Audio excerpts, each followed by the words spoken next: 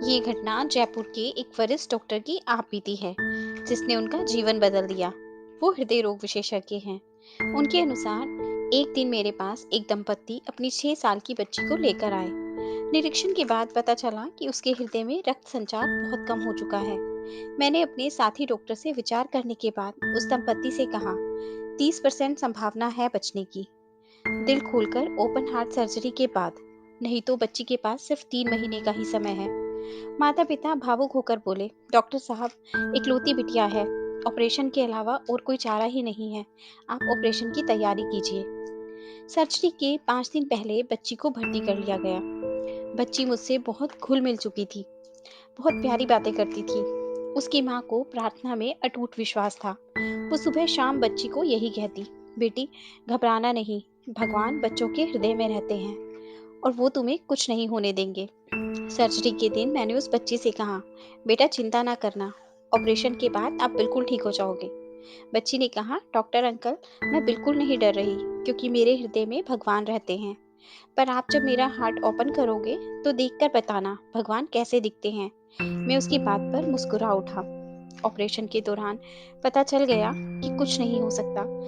बच्ची को बचाना असंभव है। दिल में खून का एक कतरा भी नहीं आ रहा था। निराश होकर मैंने अपनी साथी डॉक्टर से वापस दिल को स्टिच करने का आदेश दिया। तभी मुझे बच्ची की आखिरी बात याद आई और मैं अपने रक्त भरे हाथों को जोड़कर प्रार्थना करने लगा। हे ईश्वर, मेरा सारा अनुभव तो इस बच्ची को बचाने में असमर्थ है, पर यदि आप इसके हृदय में विराजमान हो तो आप ही कुछ कीजिए। मेरी आंखों से आंसू टपक पड़े। ये मेरी पहली अश्रुपूर्ण प्रार्थना थी। इसी बीच मेरे जूनियर डॉक्टर ने मुझे कोहनी मारी। मैं चमत्कार में विश्वास नहीं करता था, पर मैं स्तब्ध हो गया, ये देखकर कि दिल में रक्त का संचार पुनः शुरू हो गया। मेरे 60 साल के जीवन काल में ऐसा पहली बार हुआ था। ऑपरेशन सफल तो हो गया, पर मेरा जीवन बदल गया। होश में आने पर मैंने बच्ची से कहा, बेटा, हृदय में भगवान दिखे तो नहीं, पर ये अनुभव हो गया कि वो हृदय में मौजूद हर पल रहते हैं। इस घटना के बाद मैंने अपने ऑपरेशन थिएटर में प्रार्थना का नियम निभाना शुरू किया।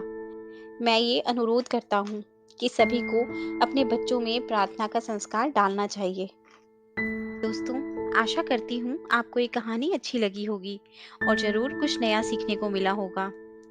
आपका एक लाइक, शेयर और सब्सक्राइब हमें ऐसी ही और वीडियोस बनाने के लिए मोटिवेट करता है।